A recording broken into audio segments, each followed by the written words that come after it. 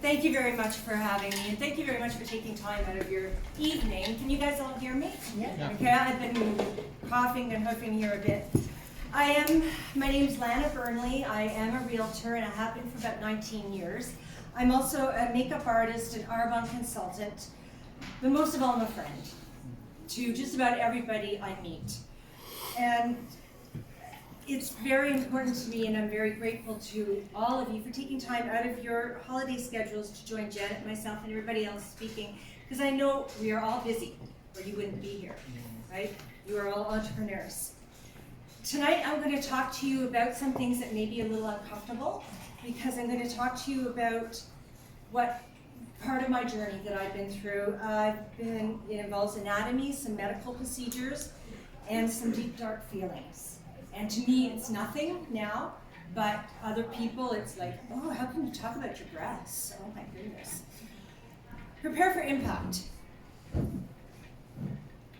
Those words were meaningless to me, and they still could be meaningless to other people. What is impact? Is it a car crash? Is it falling from the roof onto the ground? Is it an explosion? Well, these would be the most immediate examples that come to mind.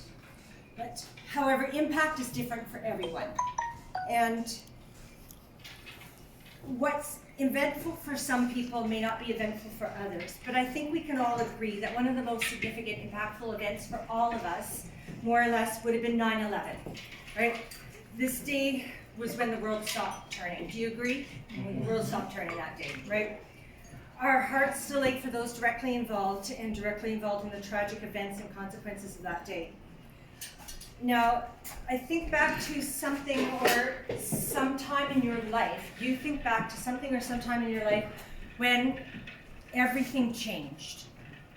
There was that split-second moment. How did it make you feel? What effect did it have on you, your family? And what long-term effects did it have ongoing till today? I know everyone in this room has experienced some sort of traumatic event. I'm not the only one. You're probably going through something right now, too. I acknowledge that. Each one of us is unique and we experience things differently. We have our own demons, our own sickness, our own family issues. But we are here to help each other. And that's how I get through life these days. We have our own, by opening up and sharing our stories and being vulnerable and showing our soft little underbelly that we're far from perfect, it gives others the permission to do the same. When we expose our vulnerabilities, we will all help each other. Have you ever had that feeling that you are invincible? I certainly did when I was a teenager. No harm will ever come to you, no matter what. I think our teenagers are doing that right now, right? Yeah, they're invincible. That's what happens to other people because they are careless or reckless. They don't eat right. They spend too much money. They're hanging out with the wrong crowd. I'm not going to say anything about Michael's people that he hung out with when he was younger, right? That was the wrong crowd. That was the wrong crowd, yeah. I remember my 20s. But these are all judgments based on our own history, our upbringing, and our values. It's not up to us to judge others on how we live. It's up to us to look after ourselves and help others to be the best people we can be and have fun while doing it. Let me get down to it. I was one of those people who took life for granted. I was entitled. I would sit down and eat half a sugary cake in one eating because I could. I am healthy. I was young at the time. I still am in my heart. And I had a great job. I was in the high-tech world. And I had the palm of the world in my hand. I was married to a man I'd met in the military when I served in the armed forces. However, deep down inside, I knew something was wrong. I was 35 years old. I had served in the armed forces. I was in a high-tech job, a great high-tech job working for Nortel. And I was educated in computer science. So I knew everything, right? You know, the techies do, it seems. And now they're this high, not this high, back in the day. We lived in our own large house in Stittsville on Liard Street, close to where you were. We were a family of 2. We had 3 cars. We traveled 4 times a year, and we lived quite well. Yet something wasn't right. I was taking a shower one night and doing my monthly breast self-examination, and I felt something. Wait a minute. I felt a lump of butter right here. And it was about the quarter cup, maybe a little bit less than a quarter cup of butter. It was just under the skin. What the heck? I didn't feel it before. My husband was working late, but I called him in tears. And I knew in my heart that something was definitely wrong. The next day I went to the doctor, who hesitated. A little thickening of the skin. I'm too young to have a real lump, right? At 35, this would have been over 20 years ago. I insisted on a mammogram. She didn't want to send me for a mammogram. 2 days later, I was being squished and squeezed into plates that showed nothing but blackness. The technician, being smart and sensing my fear, had the house doctor requisition an immediate ultrasound. This suddenly changed my perspective on the whole procedure. The ultrasound technician got all serious and wouldn't talk to me about what we were looking at, even though I could see this lump on the screen, plain as day, surrounded by blood vessels and tissue. Uh-oh. Suddenly, again, I knew something was seriously wrong. The doctor came in and out, examining the screen and leaving to check something and coming back. I was told my doctor would call me in a week. That was it. Bye. Off you go. I have no idea how I got home that day. My husband came home to find my car parallel on the driveway, our double driveway. I think I drove across the lawn. Within a week, I was in my own doctor's office in a shock. Listening to her to explain to me, this was not cancer. Oh. What they found was just a lump of hyperplasia cells, which was just a few abnormal cells that had congregated together. Not even close to cancer. Don't worry about it. But just to be sure, I'll schedule you for a biopsy at the brand new Women's Breast Health Center. This was 20 years ago, remember. A brand new facility at the Civic Hospital, which was to serve women experiencing breast cancer. The nurses were very kind and have been compassionate throughout this entire journey. They were kind and gave me hope and said only 80% of these biopsies, 80% are good, don't worry about it, only 20% are bad. Great, that was me. I was young, again, I had the world on the tip of my fingers, the little bit of blood, some freezing, a suction straw of cells, bam, you're off, never to be seen again. Or perhaps not. The sequence of events that happened right after that were unclear, but the next thing I knew, I was at the Queensway Carleton Hospital, waiting on the best breast cancer surgeon in Ottawa, who was in the middle of an emergency radical double mastectomy of somebody else, so he could perform a surgical biopsy on me. With my husband, John, at the time at my side, I finally was brought into the small surgical examination room, and the surgeon snipped and cut and snipped even more. He didn't seem to finish. When he was done, he showed me this large cotton ball-like mass that he had just removed from my breast. It was larger than a golf ball, but smaller than a baseball, thank God. Now, I was supposed to hear the mass was benign within a week. Benign meaning good, right? There's no problem. A week came and went, and finally on the evening of the 8th day, I called the surgeon. He had left his personal cell number with us. I never thought in a million years that I'd be calling a surgeon. But the wait was excruciating. Probably one of the longest weeks of my life. He called back immediately when I left him a message. you have cancer. The mass I removed from your breast last week came back as positive. It's locally advanced cancer, which means it has started to attach itself to your pectoral muscle. I heard nothing else. Impact. I'm too young to die. What am I going to do? I'm too young to die. I have a will. I don't have a will made up. I have a mortgage. How will that be handled? I'm too young to die. A black cloud hung over me that entire weekend. It was heavy, black, dark, and so foreboding. That was the entire weekend. But I knew by Monday morning that I had to snap out of this black state I was in, or I was going to die. I refused to see myself in a casket at the age of 36. I was not ready to die. I had too much to do. Remember, this was 20 years ago, so many things have changed since then.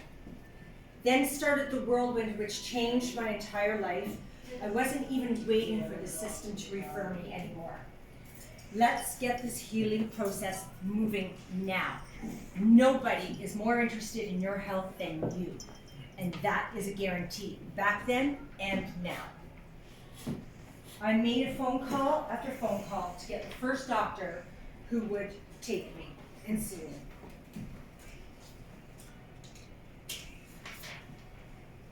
A cancer or any serious diagnosis of anything would not only affects the family, there is the stress on the spouse most of all. My feelings were so screwed up. No one else was going to fix it but me. It was up to me to heal. Because the cancer was locally advanced, they needed to shrink it first. So the experts started me on chemotherapy right away, and then surgery, and then radiation. A few things the doctors don't tell you the long-term effects of all these treatments. It's not just about your hair falling out and getting a nice, shiny, bald head and wearing some cool wigs, but the chemo takes years to dissipate from your body. The radiation causes permanent scarring on your skin, which must be treated differently than the rest of your body, and the surgical scarring is there for good. I'm scarred all over my body around here. In my case, they also removed 22 lymph nodes under this arm, so I am constantly wearing a compression sleeve so that so I can wear my rings, basically. I have to wear my bling, right? It's very important, yeah. So, when they remove the lymph nodes from your underarm, it's to determine if the cancer has started to spread, because that's part of your lymphatic system. Nowadays, they don't have to do that. 20 years ago, they did. Every inch of this journey not only impacted me, but it impacted other people. My husband, at the time, who took time out of his career to drive me to chemo and radiation, unfortunately, we later separated and he hung himself. Mom and Dad, who were virtually helpless other than to bring food to me when I was able to keep it down. Brothers and sisters who wanted to help but not sure what to do. Friends who drove me to treatments, and my other friends from my high-tech industry who pitched in and bought me a beautiful Raquel Welch wig. I rocked it. It was at this time when I realized that I wasn't alone. You've all heard the saying that it takes a village. Well, it takes a village to get through some of the most challenging times in your life. There are so many people involved in care and nurturing of any diagnosis or any illness. It was at this time when I reached out to many people because I knew I couldn't do this alone. And I realized that from my friends and family. They gave me guidance and assistance, including the closest church to my home, which was the Anglican Church in Stittsville. I could walk to it on a Sunday morning. I went to the group support sessions that were provided by the Women's Breast Health Center, and it was there I learned about the word should. An aside, just for you to think about when you use the word should. It is usually when criticizing somebody or indicating correctness by your own standards. Instead, use the word try. I want you all to just take the word should out of your vocabulary from now on. When I embrace the positive and the light, I was happier, which led to health. So it made sense to keep it up. It was at this time I also realized that life was too short. So I can't keep doing what I was doing just because society expected me to be in high tech. I was a computer analyst in systems management, and I was bored to death. I worked with very dedicated people who didn't want to step outside their comfort zone, and it was time for me to follow my dreams. Again, impact. I gave up a lucrative and reliable career in high tech with Nortel and became a realtor. Probably one of the hardest self-employed type jobs you can ever have, because you're not only working with people, you're working with hundreds of thousands of dollars of their money. And they have to be happy with what you're doing. It's about seeing families in transition, about assisting people at crucial transition in their lives. It's about helping others. Fortunately, I found my calling, and it took a lot of looking inwards to see what I really wanted to do. Again, impact. Many successful years in real estate, and I found my final cancer center follow-up. It was time for my last scan and my last x-ray, my last ultrasound. Guess what? We weren't over yet. 10 years later, after return to the brand new state-of-the-art cancer center at the General Hospital campus and a bloody, and I say bloody, MRI biopsy, it turned out that the high risk reoccurrence that my oncologist had predicted 10 years ago came true. This time there was not a delay in sight. I was not going to accept any delay. I'm not going to die. I found my purpose, I'm living it right now, and let's get the show on the road, right? So, I had a full mastectomy immediately. I waited 1 month and then went straight into chemotherapy. Radiation was out of the question, because I had the maximum lifetime dosage of radiation 10 years earlier. I really glow at night when you turn off the lights. It's true. I experienced a level of determination I never felt before. I'd seen too much and been through too much already. At this point in my life, I'd found a wonderful man, another wonderful man. The first guy was gone now. And we were married that spring. But this cancer thing was in the way again. Nothing was going to stop me. That sometimes stubborn and relentless determination will keep you going. It's good for the soul. I built a level of confidence being a successful realtor and following my heart. Throughout all of these years, I was never trying to cope with a divorce, the death of a husband, layoffs, and cancer on my own. I do not have the strength to see it all through by myself. Although cancer is in my past, it's made me who I am today. I've moved forward from cancer and the lessons it has taught me.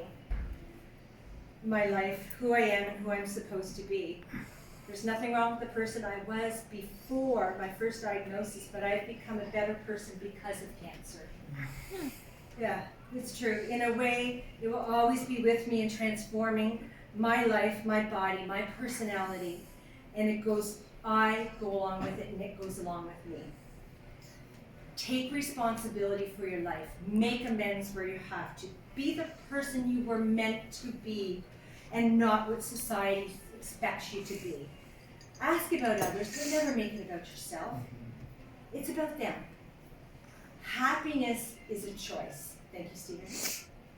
Yeah.